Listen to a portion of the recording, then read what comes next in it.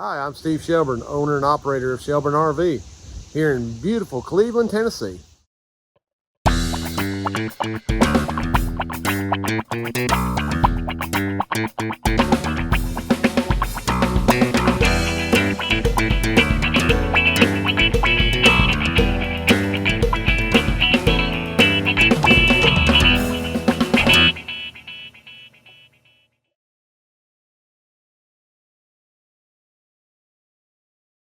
Well, good morning. We're back here on another Monday morning here in beautiful Cleveland, Tennessee. A little overcast today, but definitely cooler than what it has been in the past. But yeah, we're getting rolling this morning. Something kind of interesting. I had this customer. We worked on his camper, put a King Jack antenna on his camper, and he called me last week and said, "Steve, my antenna, it only picks up one TV channel." I said, "Okay, well, have you tried auto scanning a new location?" "Yeah, and it still only gets one channel."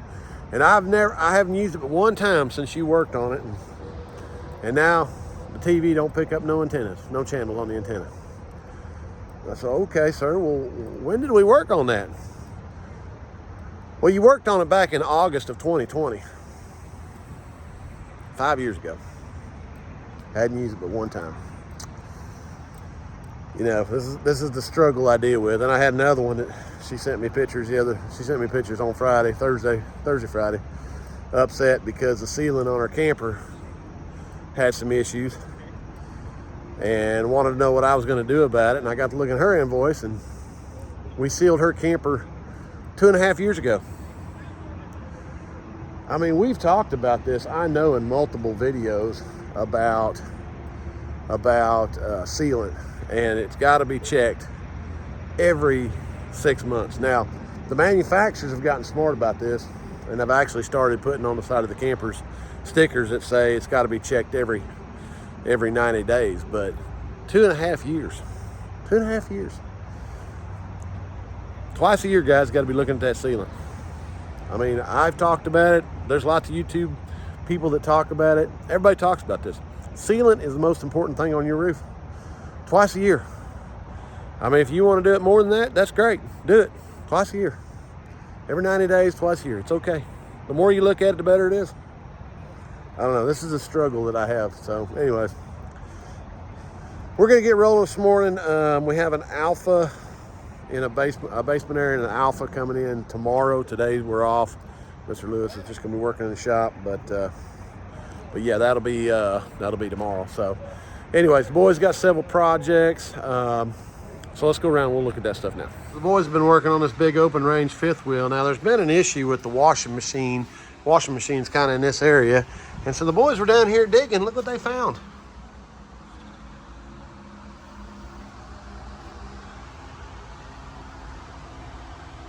Huh. Well, there you go. Hopefully they have moved on and not hanging out in the camper or in my shop.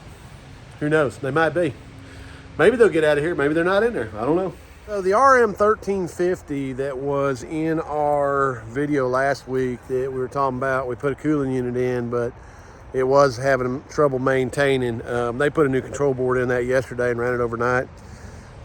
With the thermostat adjuster set all the way to this coldest setting, and the eyebrow set at 5, they had 25 in the refrigerator and -10 in the freezer. So goes to prove that the board is correct now. So now they've got everything set the right way, and we're gonna let her come pick that up tomorrow.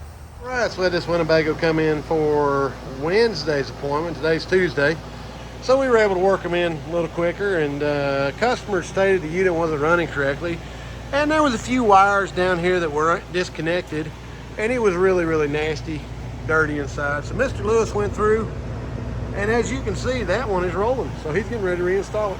We have this big Montana high country in the shop here, and yeah, if you can see this, that's usually a bad sign when the BAL cable is hanging outside the slide. So they're in here taking a look at that right quick, see what's going on. Basement here, Mr. Lewis working in the shop, and we had a real bad vibration problem. Look how wore down that outdoor bearing was on this thing. I mean, I've never seen one that bad before. So we've changed it out with a new fan motor, and again, got to change these things out with the sealed Dayton bearings. A lot of those problems go away. Back here on this big Montana, now you can see he's got everything pretty well tore apart at the moment. And you can see that cable was a problem. So yeah, just getting everything put back into place. Got the new cable stretched out, but obviously putting the new fascia back on. So yeah, this is part of the problem with this stuff. Is a lot of times you can't get to that because that fascia is so nice and pretty up there. But yeah, so it's all back to operating. This Holiday Rambler you see right here, we worked on a week or so ago, got an SCS in it. Well, he's back. So what we have determined this morning, and we replaced compressor 1, but what we have determined is there is good 120 on the power in, and there is 120 coming out here, but no compressor 2. So not sure, there's a break in the wire or the thermal overload on top of the compressor. It's blown, not sure what's going on, but we're gonna pull this unit back out and see what's going on. I got a tour here that came in from Kansas City.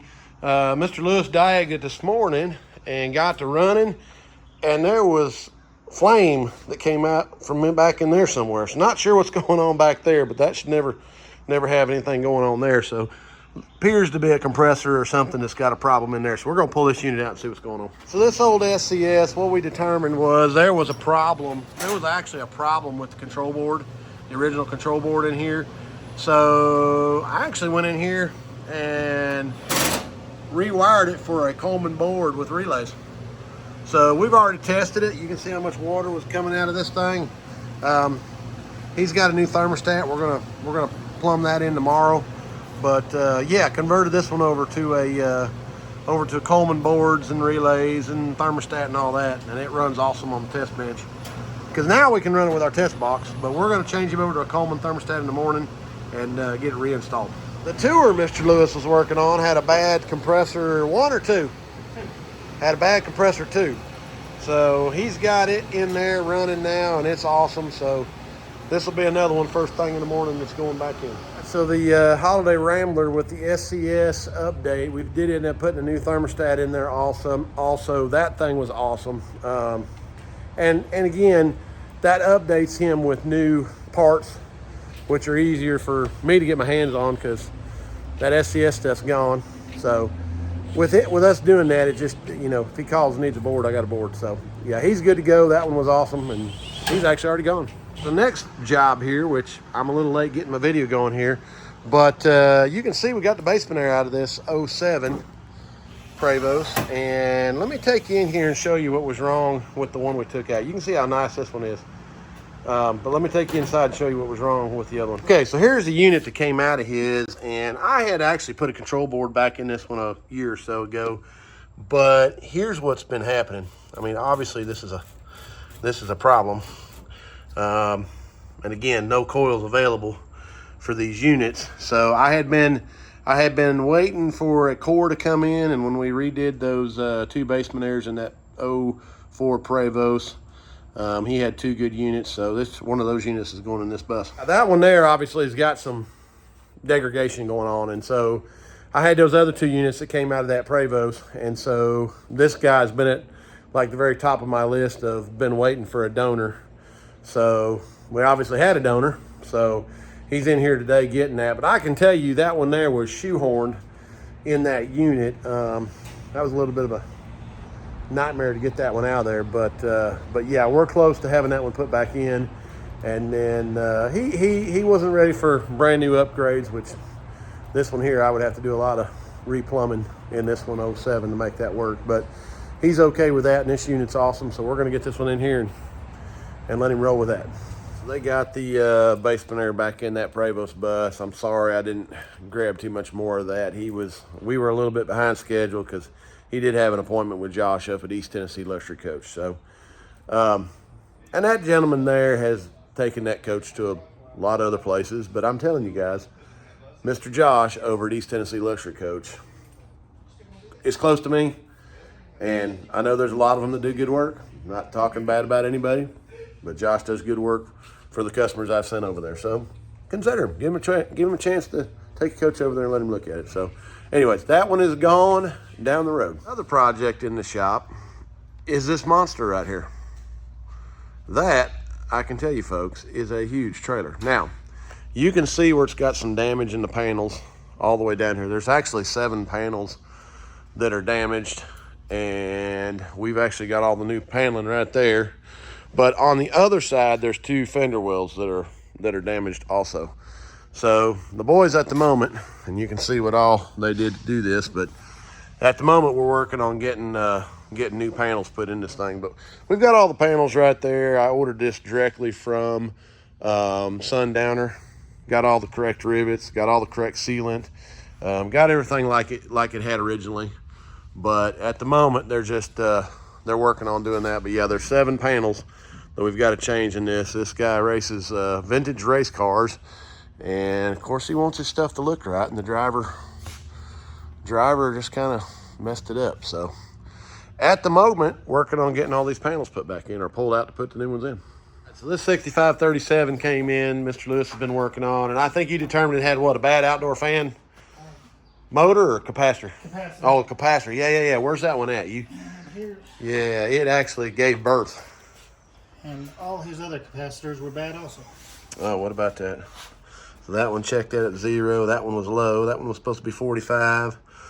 So yeah, definitely went in here and changed a bunch of capacitors. But the other part of this was the whole bottom of this pan was destroyed.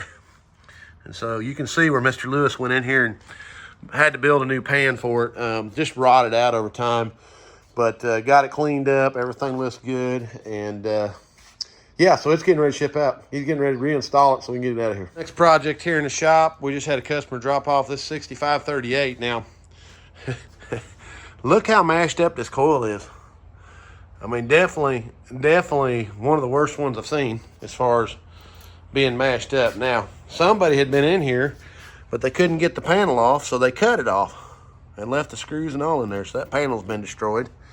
And the pan's all rotted out, which we have a pan. But here's something that's kind of interesting. I want you to see this. Look at all the orange.